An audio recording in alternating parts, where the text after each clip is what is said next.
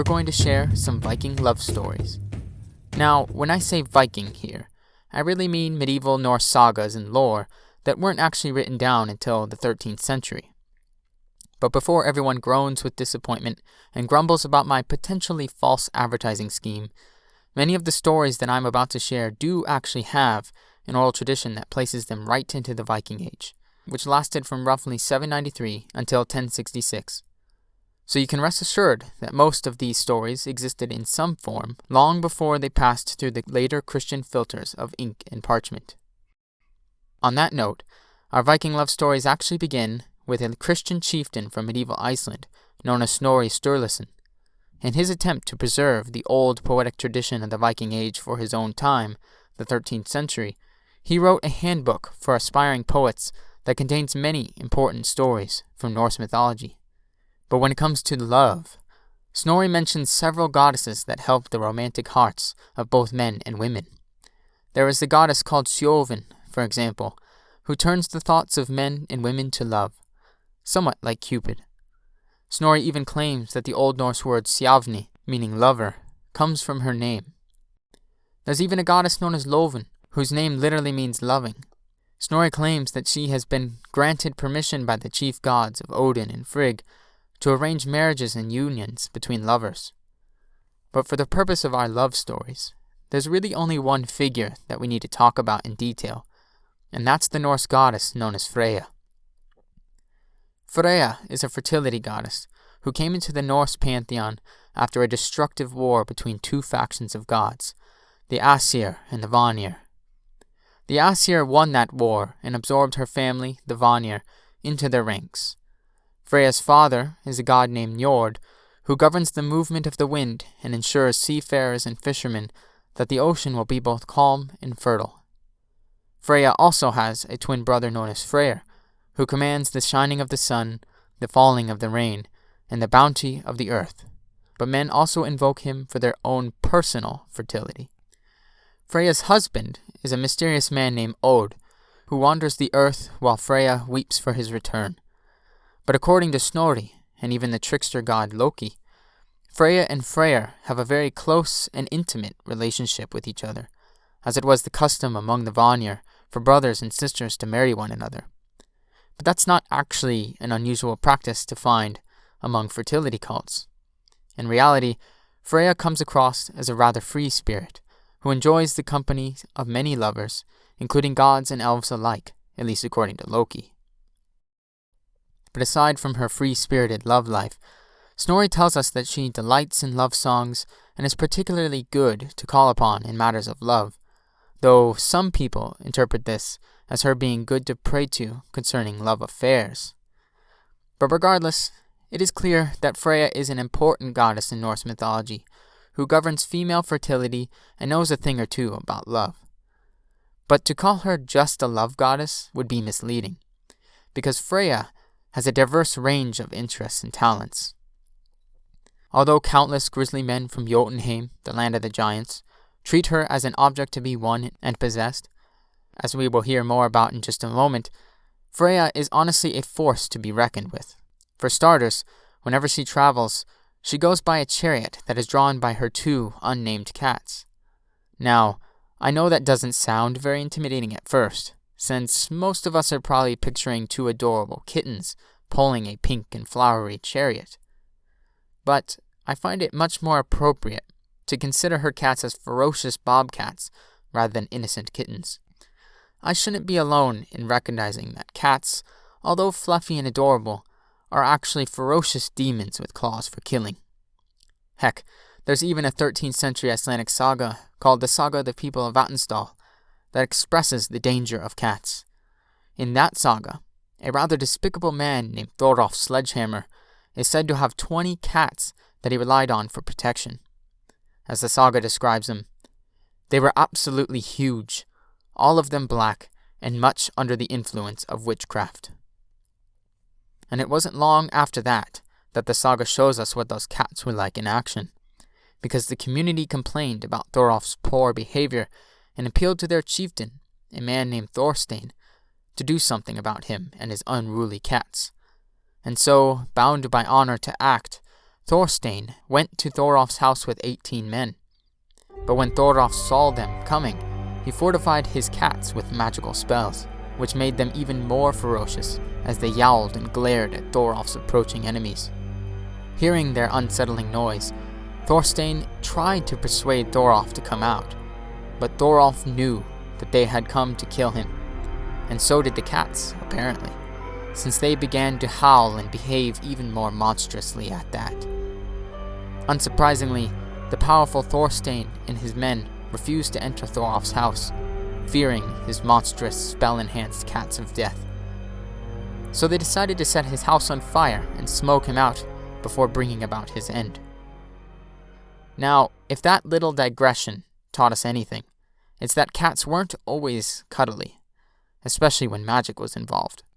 And I suspect no less from Freyja's own cats.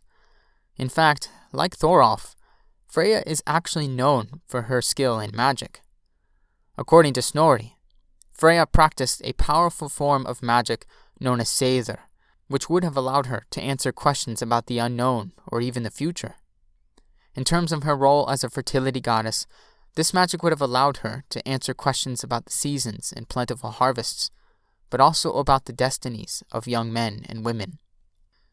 But this type of magic was also used for less benevolent things: to blight the land, to curse an individual, to cause illness rather than healing it, and to even cause injury to those in battle. Interestingly, and certainly not coincidentally, the only other god known to practice this form of magic is Odin, the chief god of the Norse pantheon, who famously wanders the world for wisdom and decides the fate for those who die in battle. According to Snorri, it was Freyja who first taught the Aesir how to practice seiðr, and so we can reasonably deduce that she taught Odin herself. But what's even more interesting is Freyja's own associations with war and battle, which may not be totally unrelated to her skill with this type of magic. In a poem called Grimnir's Sayings, we're told that Freyja lives in a place called Folkvangar, which translates to warrior's field. But if that's not enough to suggest her involvement with war, the same stanza mentions that Freyja chooses half of those who are slain in battle, while the other half goes to Odin. Snorri elaborates to say that Freyja rides into battle herself in her chariot pulled by ferocious cats, in order to choose some of those who will be slain in battle. Considering that, it seems that Freyja wasn't always just a goddess of love and fertility, but also had a hand in war, just like Odin. Now, I've started off this episode with a detailed look at Freyja for a reason. She's not only the primary goddess of love in Norse mythology, but she's also a prime example of how messy love can get. I'm sure most of us are familiar with the saying, "All is fair in love and war," and Freyja embodies that saying to a T. She truly is a goddess of both free-spirited love and unrelenting war, and in the Viking love stories that I'm about to share, love and violence are never far apart. This theme of love and violence begins with Freyja's many unwanted suitors. When the gods were first establishing their fortress in Asgard, for example, a great builder arrived from Jotunheim.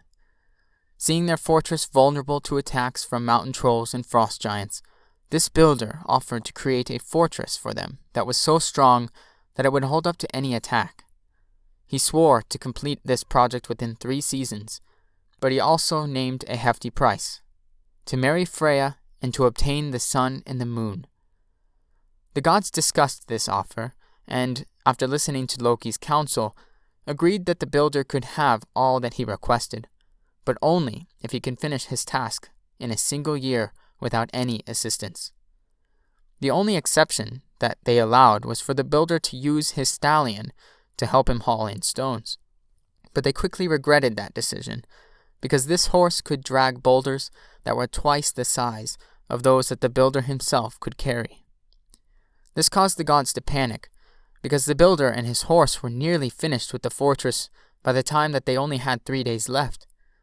So the gods met once more and soon realized that the counsel they had followed came from Loki, who often gave poor advice.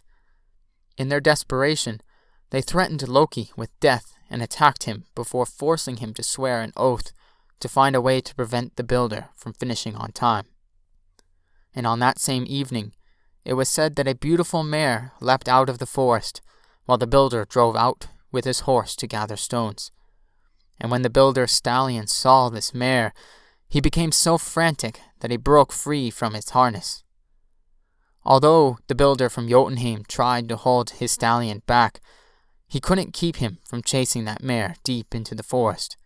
The stallion's love hunger was far too strong, and so his stallion chased that alluring mare all night long, delaying the builder's work. The next day was hardly any better, because his horse was still madly in love with that mysterious mare.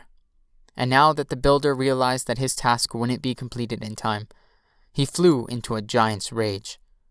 At this moment, the gods called for Thor to return from his expedition, and so he did, and the next thing that happened was for Thor to pay the giant his wages, except instead of receiving a kiss from the lovely Freyja, the builder earned a blow from Thor's mighty hammer, Mjolnir.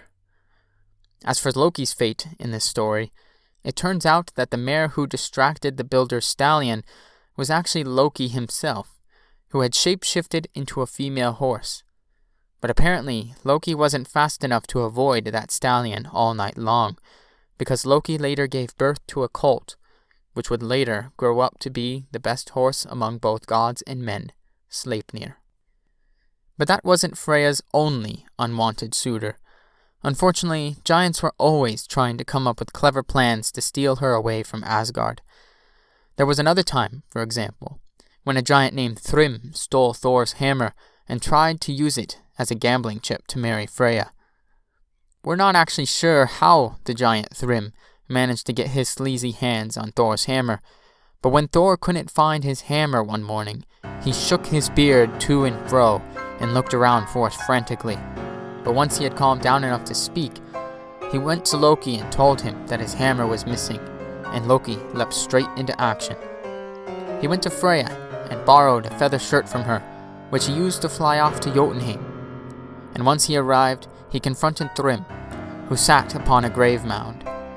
Thrym simply replied that he had hidden Thor's hammer 8 leagues beneath the earth, and that he would not return it until Thor brought him Freyja. After that, Loki flew back and told Thor what Thrym said, and so the two of them decided to go tell Freyja that she best put on that bridal headdress and leave at once. But Freyja said hell no. In fact, she was so furious and filled with rage that the entire hall of the Aesir trembled. Her answer was no. And so, forced to think of another way to get Thor's hammer back, the gods met together to brainstorm ideas. And suddenly, amid their debate, the god known as Heimdall came up with this idea. Let's tie on Thor a bridal headdress. Let him wear the great necklace of the Brisings.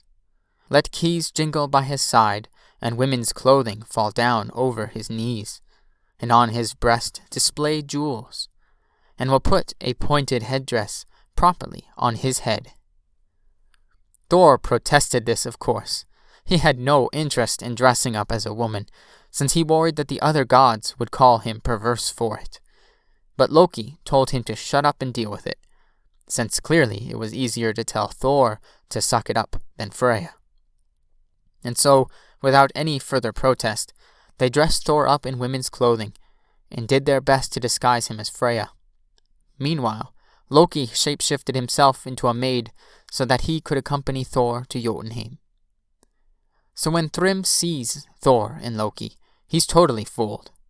In fact, he is so excited that he shouts to everyone that Freyja has come to be his wife and immediately orders that his people prepare the most lavish wedding feast they could muster. But while the festivities were underway, Thor couldn't exactly keep himself from his old eating habits. Apparently, he ate an entire ox, ate salmon, all of the dainties meant for the women, and even drank 3 full casks of mead. At this, Thrym looked over at the disguised Thor strangely, saying that he had never seen a woman with a broader bite, nor any girl who could drink so much mead. But luckily, Loki knew what to say, and simply told the dense Thrym that Freyja was so eager to meet him that she didn't eat anything for 8 nights, which is why she is so hungry now. At that, Thrym felt relieved enough to try and steal a kiss from his would-be bride, but upon lifting up the headdress, he leapt back with fear, shouting, Why are Freyja's eyes so terrifying? It seems to me that fire's burning it from them. Once again, Loki flattered the hollow-minded Thrym and eased his simple mind by saying that Freyja was so eager to meet him that she hadn't slept for 8 whole nights, so the redness of her eyes was simply from lack of sleep. And so Thrym ordered his people to bring out Thor's hammer, which he intended to have placed into Freyja's lap in order to sanctify her as his bride. But as soon as the hammer was placed there, Thor's heart laughed with excitement. He seized his hammer, threw aside his disguise, and clobbered every single giant with his mighty hammer. But now I think it's time to move away from the realm of the gods and Asgard in order to recount a love story from Midgard instead. In the 14th century saga of Hrolf-Kraki, there was a tragic love story between a man named Bjorn and a woman named Bera.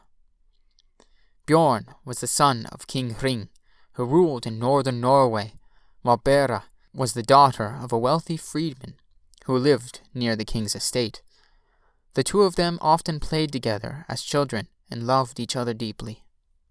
But eventually, Bjorn's father left the kingdom to wage war, and his stepmother, Queen Hvit, convinced the king to leave Bjorn behind. After arguing with his father about this, Bjorn went back to his room. He was extremely angry, but the queen kept trying to cheer him up. But let's not be fooled by this. The queen purposely arranged for Bjorn to be left behind so she could take advantage of the moment, because it wasn't long after that the queen approached Bjorn and said that they should share a bed while his father was away. Bjorn didn't take this idea well, though, and so he slapped her in the face. Now, slaps in the sagas are never a good sign, so this is just the beginning of even more trouble for Bjorn. You see, the queen was the daughter of a Lappish king, and so she was well versed in magic and witchcraft. This is a very common motif in the sagas. So she used magical wolfskin gloves to place a curse on Bjorn. He was to become a grim and savage cave bear during the day, and he would not be able to eat anything except his own father's livestock.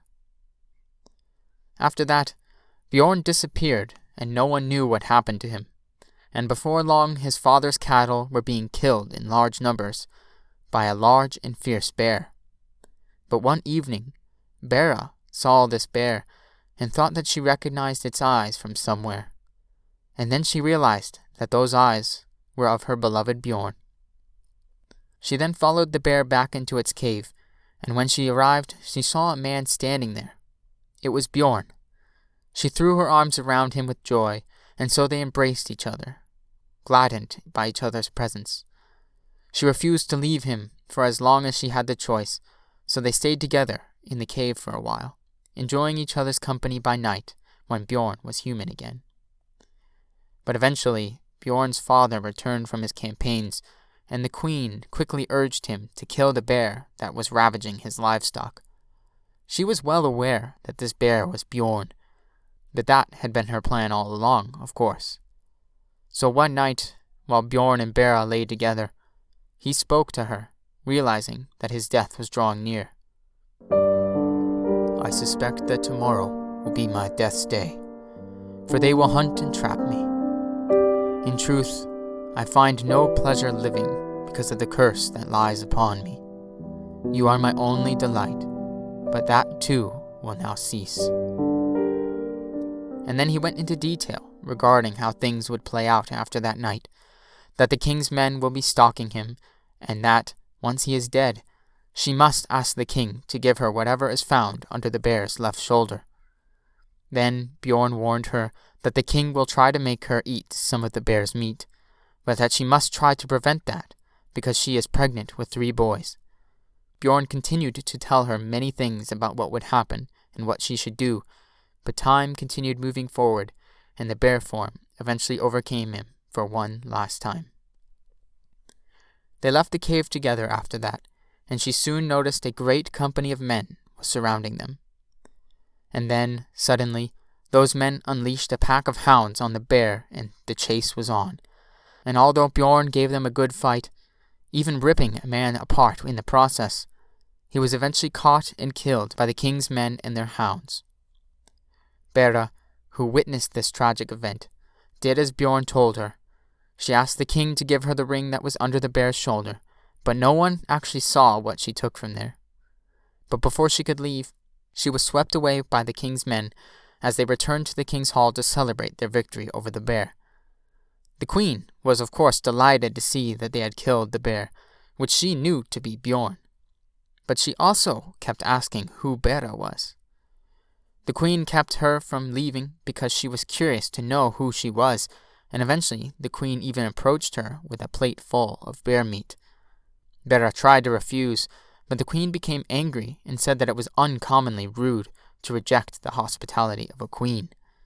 In the end, Bera was forced to eat a small piece of bear meat, but only swallowed a small bit before spitting the rest out.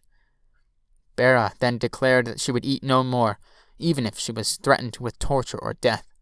But the queen was satisfied with this, and said, "It may be that this bit will be enough," before bursting out with laughter. After that, Bera was finally able to escape, and so she returned back to the safety of her father's home.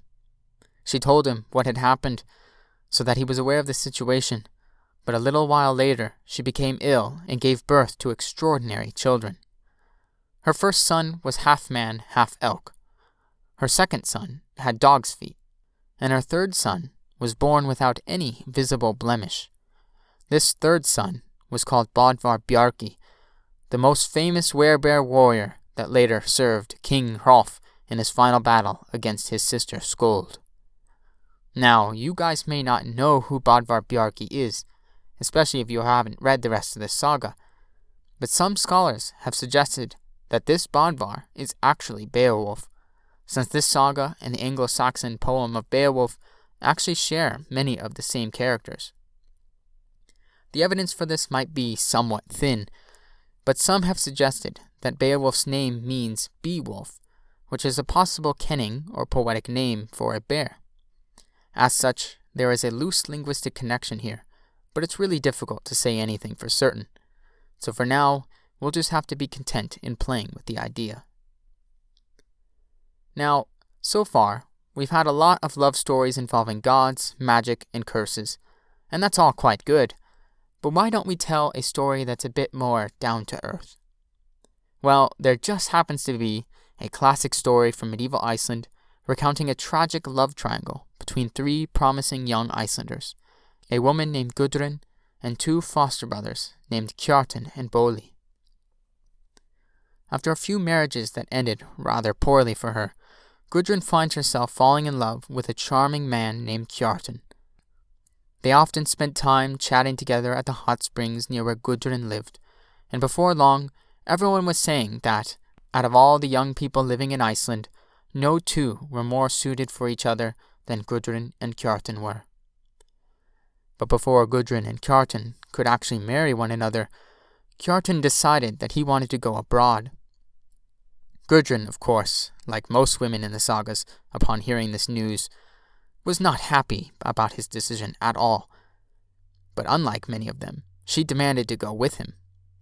But Kjartan told her that she was needed on her own farm, and instead told her to wait for him for 3 years. Gudrun said she'd promised no such thing, and so they departed in disagreement. And so, on that rather sour note, both Kjartan and Bolli sailed to Norway. While there, they encountered King Olaf Tryggvason, who was best known for his relentless attempts to convert both Norway and Iceland to Christianity. But Kjartan quickly became the king's favorite, and he was extremely popular among the king's men, so popular in fact that they couldn't possibly be jealous of him. When Kjartan prepared to leave, though, the king gave him 2 choices: to travel back to Iceland as a missionary and convert his fellow Icelanders to Christianity, or to remain there with him. Kjartan decided to remain there as a voluntary hostage, since being with the king would help persuade his kinsmen to do King Olaf's bidding and convert to Christianity. But as his foster brother, Bolli, prepares to leave for Iceland, he lays some subtle shade for both Kjartan and the audience to consider, saying, "I also take for granted that you remember little that might entertain you in Iceland, when you are conversing with the king's sister, Ingebjorg."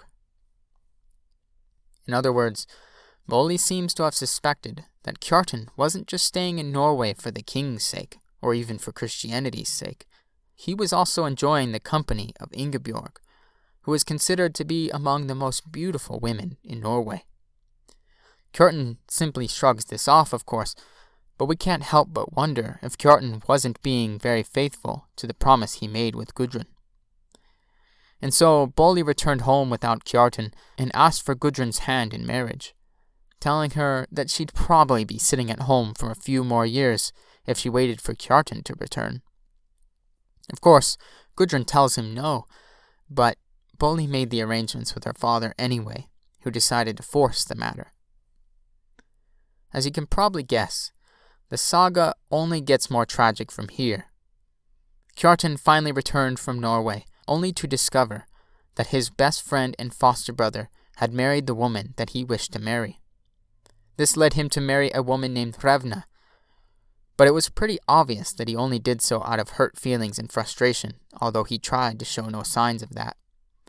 And when Gudrun heard about Kjartan's return, she was upset with Bolli, but after she learned about his wedding with Hrevna, she began to grow cold towards Kjartan instead.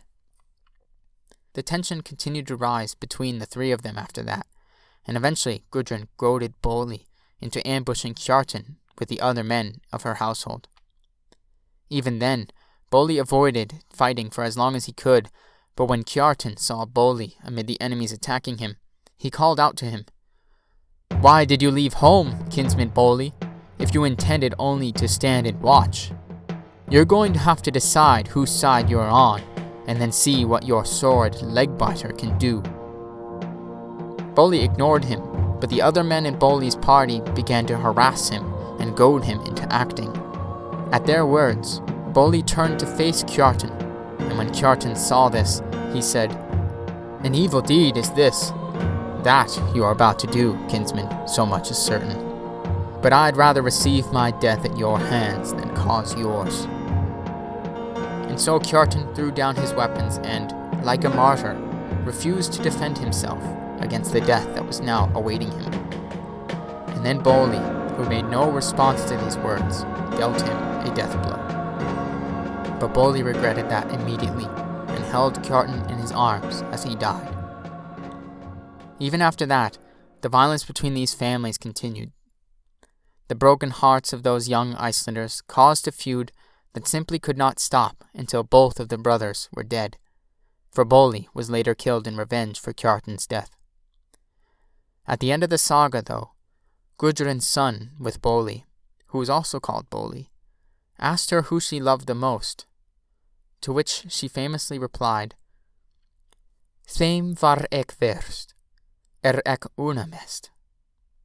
I was the worst to the one I loved the most. As such, it's somewhat unclear who Gudrun actually loved the most. Now, I do have my own theory, but I'll leave you all to figure out who you think she loved the most for yourselves. In the meantime, I'd like to wrap up these love stories with a few love spells from medieval and early modern Iceland. In the poem called The Sayings of the High One, Odin, who is rather pessimistic about women, claims to know a few handy spells that can make any woman fall in love with him. As he says himself, "I know a 16th spell if I want to have all a clever woman's heart in love play. I can turn the thought of the white-armed woman and change her mind entirely." And then he continues, saying that he knows another. "I know a 17th spell, so that any young woman will scarcely want to shun me." But while Odin claims to know these spells, he never actually shares them, and so we are left wondering what those spells were really like. Fortunately, though, we do have a few more detailed love spells that come from early modern Iceland. Though, like with Odin, they're only geared towards men who want to win over women, which, from our perspective, is pretty sexist. But anyway, these later love spells involved carving intricate staves either onto a person's hand or onto a certain object. You can consult the images I've included in the episode's description, but otherwise you'll just have to settle for the oral versions. So here's what you must do if you want to carve the magical sign that will help you get a girl. This sign should be written in the palm of your hand, with the blood from the tip of the thumb on the left hand. Take the girl's hand and recite, "My hand I lay in yours, my will in yours. May your bones burst lest you love me as much as I love you. These words shall be as passionate and powerful as eternity. All magic and sorcery, turn your mind towards love from me, and may all those who inhabit subterranean abodes assist me in this." But there is another option, which involves a more complicated magical sign, but comes with the benefit of a much more straightforward process. So if you'd like to carve the magical sign that helps you win a girl, all you have to do is this. Carve the stave on bread or cheese and let her eat it. And there you have it. Now you're ready to use some morally questionable magic spells on the women of your dreams. But I highly suggest talking to the girl first and not pushing things if she doesn't have any feelings for you in return. Seriously, if we learned anything from Freyja's stories, you really shouldn't treat women like an object. They're people too.